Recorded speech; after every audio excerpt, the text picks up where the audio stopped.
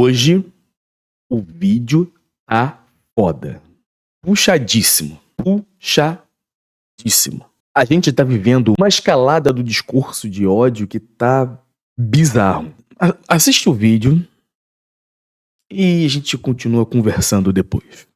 A porta que se abriu para o casamento homossexual, homoafetivo, não é um mero casamento. Ai, mas eles se amam, Jorjão com Jorjão, Terezinha com Terezinha.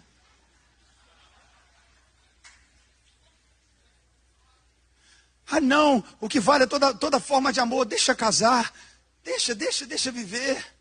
Aí hoje você vê nas paradas homens e mulheres nuas, com seus órgãos genitais completamente expostos, dançando na frente de crianças. Aí você horroriza. Ah, que absurdo! Mas essa porta foi aberta quando nós tratamos como normal aquilo que a Bíblia já condena.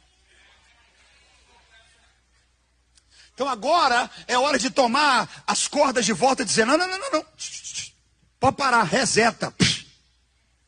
Aí Deus fala, não posso mais. Já meti esse arco-íris aí. Se eu pudesse, eu matava tudo e começava tudo de novo. Mas já prometi para mim mesmo que eu não posso, então agora está com vocês. Você não pegou o que eu disse? Eu disse, está com você. Vou falar de novo, está com você. Sacode os quatro do teu lado e fala, vamos para cima, eu e a minha casa serviremos ao Senhor. E aí, por causa de uma porta que parecia bonitinha, um casal LGBTQIA+, casando, aí agora você tem drag queens dentro da sala de aula! Quando eu assisti esse vídeo, eu fiquei um pouco assim... Veja, não que eu esperasse algo de muito diferente do André Valadão. Ele é um roteador de discurso de ódio. Mas ele atravessou uma linha absurda, até para os padrões André Valadão de discurso de ódio. E... sabe, assim, vou aqui falar a respeito de alguns pontos, alguns absurdos, né, que são camadas de absurdos nesse discurso abjeto do pastor André Valadão. Eu tenho muito apreço pelas palavras, pelo sentido das palavras, pela análise do discurso. E quando ele fala, tratamos como normal aquilo que a Bíblia condena, meu Deus.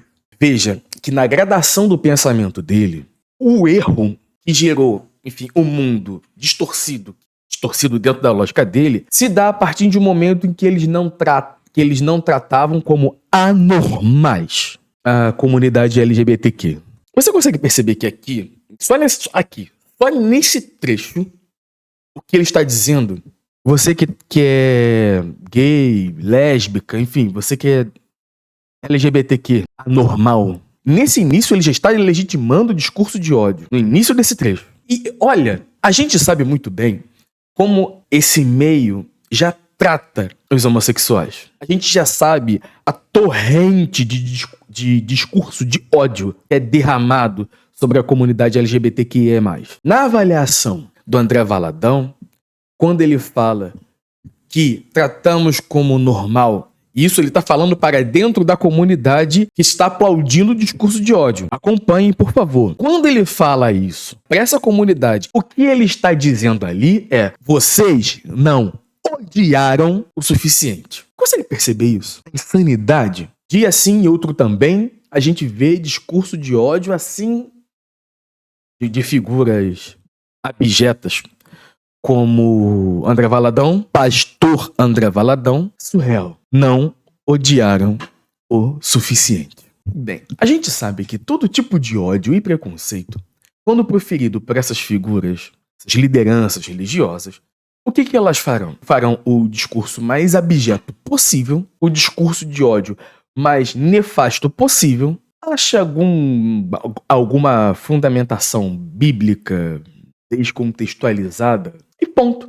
Tá liberado fazer o que for, inclusive conclamar os fiéis a matarem homossexuais. Explicando, de repente, se você não sabe do que mais ou menos ele tá falando nessa passagem. Se Deus pudesse, Deus matava. Palavras dele. Se Deus pudesse, Deus matava. Mas Deus não pode por quê? Porque ele colocou um arco-íris. Isso, na Bíblia, É o sinal da aliança entre Deus e os homens. Teve o dilúvio, Deus fez uma aliança com Deus que nunca mais faria isso novamente. Mas, segundo a leitura de André Valadão, se Deus pudesse, Deus matava. É aí que está a questão. Já que Deus não pode matar, está com vocês. Você não precisa ser um gênio para entender o que ele está dizendo. Se Deus não pode matar, está com vocês. A igreja, você, não apenas na igreja, mas em qualquer discurso, você pode fazer jogos semânticos, elasticidade semântica com as coisas, para que quando confrontado, a pessoa pode dizer, não, veja bem, não foi bem isso que eu disse. O que eu disse foi...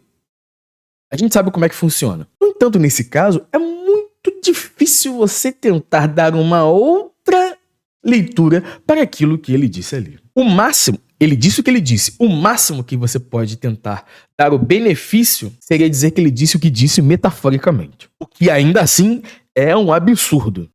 E não muda em absolutamente nada. Nada. Desculpa, gente, eu tô realmente... É porque isso me pegou, assim, né?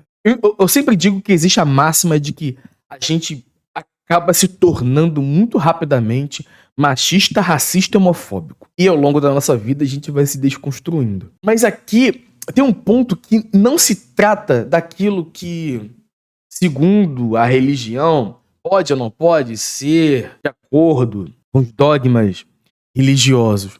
Quando você fala que se Deus pudesse, ele matava você, normal. Ele poderia só falar isso, nem falar o resto. Mas como para ele a coisa não basta, ele conclama, né, a comunidade a serem a mão de Deus. Eu sempre acho, esses discursos assim, sempre tem um maluco que pode falar, porra, tá aí, Deus colocou no meu coração. E a pessoa já nutre esse ódio pela diversidade. Se Deus não pode matar, eu posso. Que eu ouvi a palavra do pastor. E aí?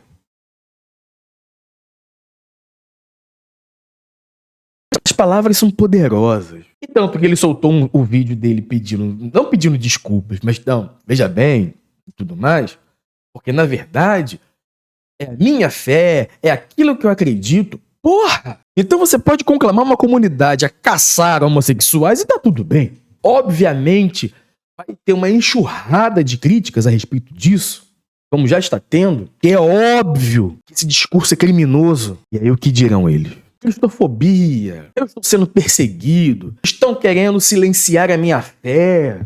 Mano, eu tô cansadaço de padres, pastores. Eu digo sempre padres e pastores porque são... Não que outras religiões não possam acontecer esse tipo de discurso odiento. Essas são as religiões que a gente tem mais contato aqui. E as outras religiões que eu já tive contato não tem esta matriz que permita que aquele que crê nestas determinadas outras religiões não tem no código destas religiões algo que pudesse justificar teologicamente o preconceito. E sabe o que eu tenho impressão às vezes? Ele sabe o que ele está falando.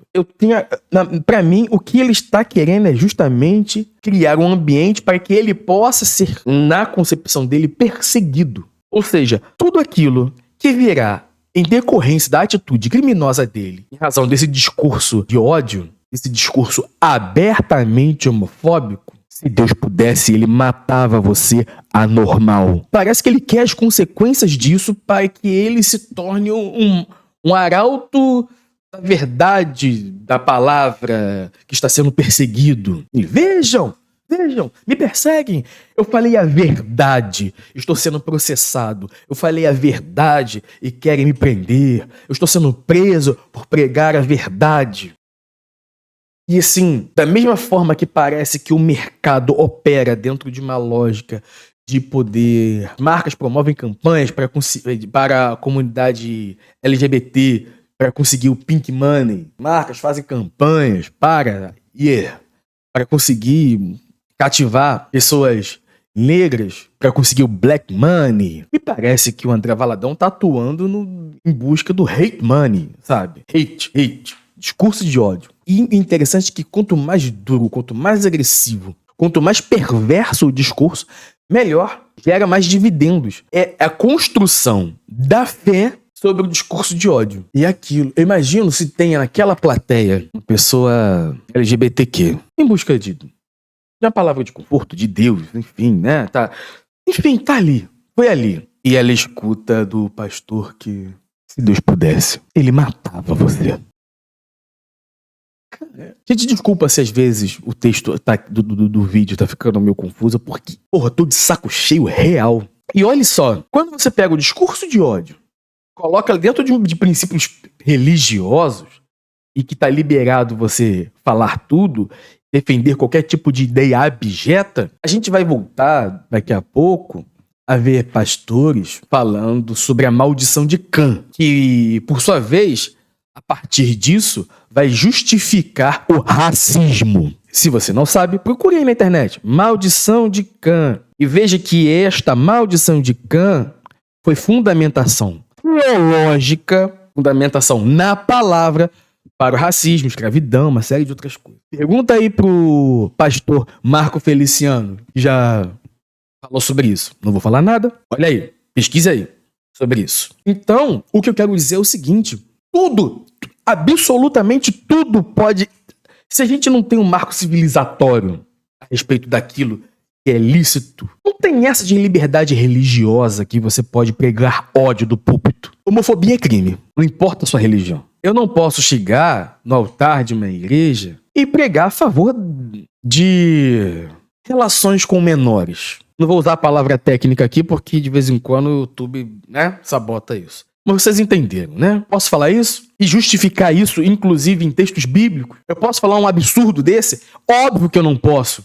Porque é crime, cacete. Então por que os pastores podem fazerem discurso de ódio abertamente? Isso tá errado. E ele, obviamente, é muito reincidente em coisas parecidas como essa, porque, como falei no início do vídeo, ele é maravilhoso nos discursos de ódio, como esse vídeo aqui.